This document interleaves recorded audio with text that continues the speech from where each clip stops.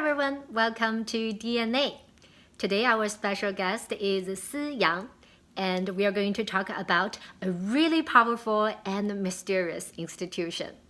So Si has a job that probably very few people would ever dare to dream about. And that's also a job that when you meet someone for the first time, you probably wouldn't expect that person to work there. That is Federal Reserve. Welcome, Si. Hello, Yuji. Thank you for the invitation.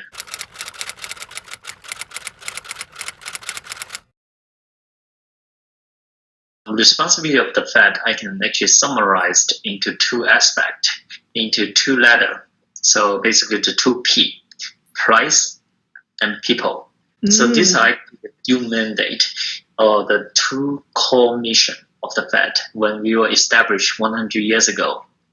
Serving the people and also making sure the price is stable, really to making sure to maximum employment and also minimizing or maintaining the inflation at a healthy level. Everything the Fed does kind of like circulate around these two core missions.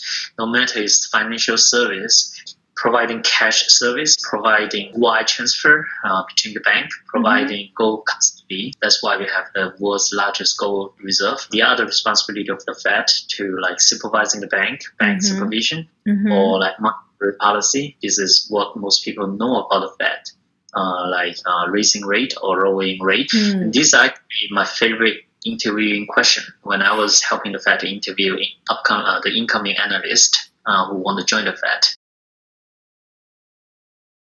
Wow, very good question. I guess the people of the United States and also the Congress. But I think ultimately it's really the history. The history is the ultimate judge of like whether or not the Fed has done a good job.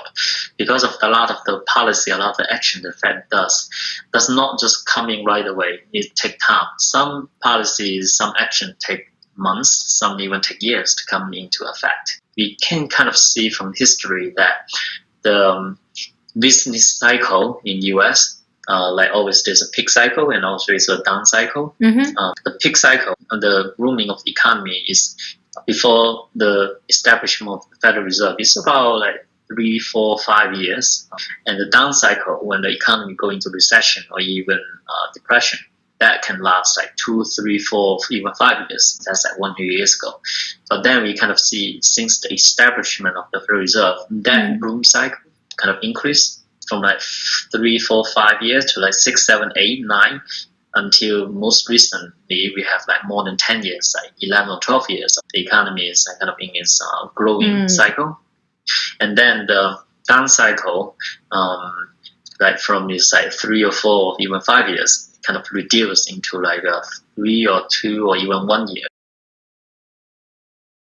Before I joined the Fed in 2014, I spent almost 10 years in the finance industry, from Wall Street to London, from investment bank to hedge fund. I joined the Fed 2014 as a senior manager in its research and statistics department.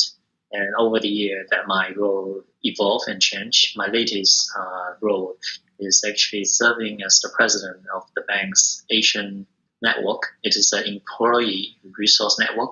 We represent about 20% or almost 700 of the Asian employees in the Fed. Wow, that's a lot. Yeah, it's surprisingly that the Fed does, at least the New York Fed, have about 20% of its employees are Asian. Almost the same ratio as the Ivy League school in US. And so my responsibility is really serving as a voice and the interest for my colleagues to top executive level management in the bank. They are all different events, but from like executive meeting series or breakfast or coffee series with like bank's top senior executive. It's like kind of like forming a small mentorship cycle to like showing Oscar nominated documentary. We're like having Asian Cuisine Week that we have in the different cafeteria, like externship program that we have from like inside the bank that we have partnered with business group, and have those business group have opened up like 10 or 20 roles that our Asian network member can participate to have 2 or 3 days of job shadowing opportunity in those business group. That's what we call externship. To like other like career development discussion. My job is different every day. I have to work as a bank examiner and really trying to understand if the bank is in a good, healthy condition in terms of their financial and regulatory reporting. I have also managed a team of like financial analysts that they process different regulatory reports as well.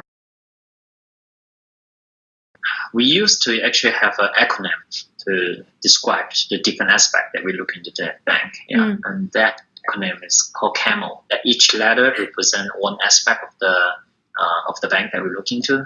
C represents capital, A represents asset, represent management, and E represents earning, and L represents liquidity, and S represents sensitivity. Prior to the financial crisis, one of the criticism is about that how the bank are not really being regulated or not being supervised. This is certainly one area that we try to enhance to try to really make sure the financial industry is in a more healthy condition.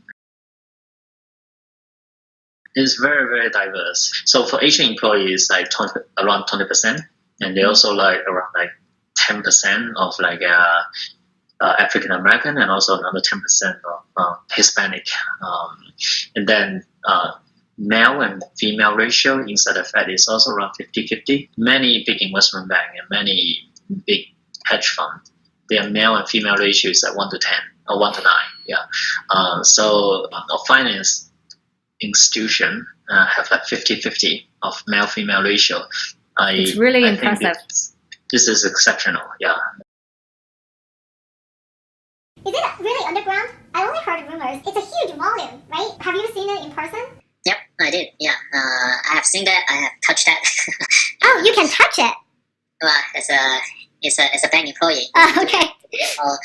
Access to the gold vault. Yeah, it is a huge gold vault. Yeah, it's 80 feet below sea level, or 25 meter below sea level. Around 6,500 tons of gold is stored there. So to put this into perspective, 6,500 tons of gold, that means it's about 25% or a quarter of the world's official gold reserve. 3 to 400 billion dollars. It sounds to be a large number, but what does that number really mean? Take a guess. What's the cost of building World Trade Center 1? I have no idea. 1 billion? More than that. The answer is $3.8 billion. So that means we can build hundreds of World Trade Centers. Wow. It's just mind-blowing for me to believe that there's a huge amount of gold, like physically, sitting in a basement somewhere in New York.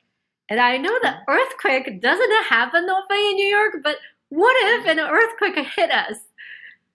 No, the vault is very, very strong. The wall surrounding the gold vault and also the structure around that is just solid. Yeah, and as you know, that Manhattan have a very strong and solid bedrock. And, so I find it's difficult to imagine. We don't really worry about that. Is that a part of why that amount of gold was actually put under New York Fed, not other Fed branch? That's a very good question, and you're really connecting the dots as well. So the New York Fed, different from the other Fed, is the only Federal Reserve Bank that have this gold vault. Yeah, the other Fed, they have other responsibility, but so the foundation, the bedrock is solid and strong enough to support a big pile of gold.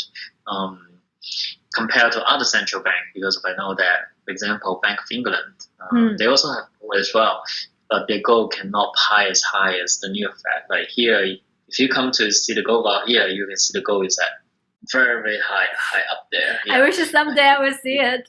In like Bank of England, like the gold is only probably up to the shoulder because the foundation actually is not strong enough to support the weight. Got it. Manhattan. It's always so special. What do you think is the most important aspect of the world of finance? Why a $1 bill or a $100 bill is not just a piece of paper to you? Predicting the the next recession is really based on historical figure. You really don't know what we don't know. If you want to make $1 million, then the Fed is not a place you want to come to work for.